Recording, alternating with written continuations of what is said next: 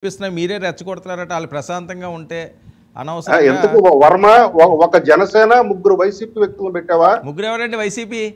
ఆయన ఇప్పుడు వైసీపీ కాదు కదండి, వైసీపీ సస్పెండ్ చేసింది కదా. గుండె చీల్చి చూపిస్తాడు కదా. ఒక నిమిషం ఏ శ్రీనివాస్ గారు నమస్కారం. అలాగే మాత్రం మోస్తారు, మేమేమో ఏం చేసినా తప్పు పడతారు మీరు. ఒక నిమిషం సురేష్ గారికి అందరికీ నమస్కారం.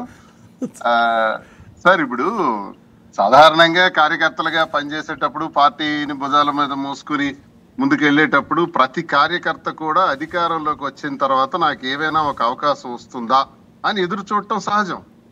వార్డు మెంబర్ అయినా సరే, ఏదో వార్డు మెంబర్ అవ్వాలనుకునే వాడు కూడా ఒక సర్వీస్ చేసేటప్పుడు, ప్రజల కోసం పనిచేసేటప్పుడు నేను ఎలా గెలవాలని ఆలోచిస్తాడు, ఎలా పదవిని పొందాలని ఆలోచిస్తాడు. అది అత్యంత సహజమైనటువంటి విషయం.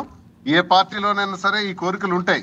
అయితే మరి ఇప్పుడు పదవులు పంపిణీ జరుగుతుంది కాబట్టి మరి నేను విన్నది ఏంటంటే కూటమిలో వాళ్ళకి రేషియో పెట్టుకున్నారని, టీడీపీకి చెందినటువంటి వాళ్ళకి ఎంత పర్సంటేజ్ ఇవ్వాలి, జనసేనకు చెందే వాళ్ళకి ఎంత పర్సంటేజ్, అలాగే బీజేపీకి చెందే వాళ్ళకి ఎంత పర్సంటేజ్ ఇవ్వాలని ఒక పర్సంటేజ్ సిస్టమ్ పెట్టుకున్నారని, ఆ పద్ధతిలో వెళుతున్నాయని, దానికి వాళ్ళకు వచ్చినటువంటి ఓట్ షేర్ని బట్టి, వాళ్ళకు ఉన్నటువంటి అసెంబ్లీ స్థానాలను బట్టి ఈ నిర్ణయం జరిగింది అన్నది ఒక గతంలో వాళ్ళు చెప్పుకున్నటువంటి మాట. మరి ఆ మాట ప్రకారం కూడా ఇప్పుడు పదవులు పంపిణీ జరిగేటప్పుడు కష్టపడి పార్టీకి పనిచేసే వాళ్ళు, వారి పార్టీ కోసం నిరంతరం పనిచేస్తున్నటువంటి వాళ్ళకి అవకాశం ఇవ్వాలన్నది నా ఉద్దేశం.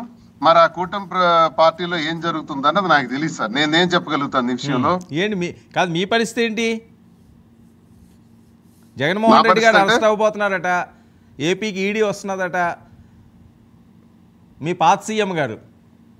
సార్, ఇప్పుడు జగన్మోహన్ రెడ్డి గారు అంటే నాకు వ్యక్తిగతంగా అభిమానం, ఇష్టం, గౌరవం, అందులో ఏ తేడా లేదు.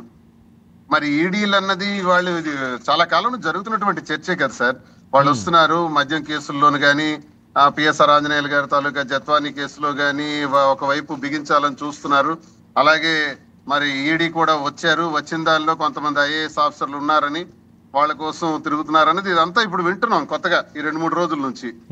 సరే, ఇప్పుడు ఏదేమైనా సరే ఇవన్నీ కోర్టు పరిధిలోను న్యాయ పరిధిలో ఉంటాయి కాబట్టి అది మరి జరగాల్సింది జరుగుతుంది సార్. దానికి తగినటువంటి ఏర్పాట్లు అవన్నీ జగన్మోహన్ రెడ్డి గారు దాన్ని ఎలా ఎదుర్కోవాలన్నది వారికి కూడా శ్రీనివాస్ గారు మీరు అందులో భాగస్వామి కింద ఉన్నారు కాబట్టి ఏమన్నా జరిగినాయి అంటే తప్పులు ఉట్నే రావు కదా ఏవిని ఊరికనే.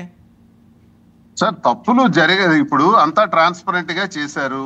గవర్నమెంటే మద్యాన్ని అమ్మటం ద్వారా గవర్నమెంట్ ట్రాన్స్పరెంట్ గా చేసుకుంటా ముందుకెళ్ళింది.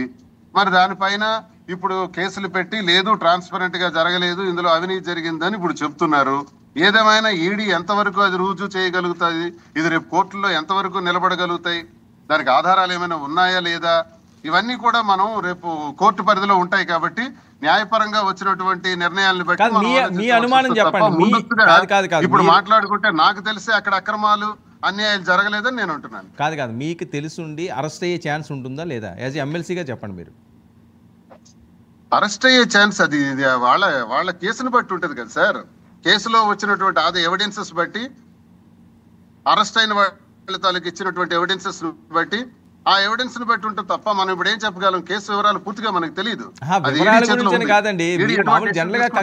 దేన్ని బేస్ చేసుకుని వాళ్ళు అరెస్ట్ చేయాలంటే ఎవిడెన్స్ ఉండాలి కదా. ఎవిడెన్స్ ని బట్టి ఉంటుంది సార్. అది సీఎం చంద్రబాబు నాయుడు గారు కూడా అలాగే అయిందా? ఎవిడెన్స్ మీదే కదా అయింది. ఉండాలి అంతేనా? సాక్షాత్ ఇప్పుడు సాధారణంగా ఒక ఎఫ్ఐఆర్ ఫైల్ అవుతుంది. ఎఫ్ఐఆర్ ఫైల్ అయిన తర్వాత ఇన్వెస్టిగేషన్ నడుస్తుంది. ఇన్వెస్టిగేషన్ లో ఎవరెవరి పేర్లు వచ్చాయన్నది తెలుస్తుంది. ఆ పేర్లకి ఆధారాలు ఉండాలి. ఆధారాలు ఉండేటప్పుడే ఫర్దర్ ఇన్వెస్టిగేషన్ లో స్టెప్ తీసుకుని అరెస్ట్లు అనేది చేస్తారు.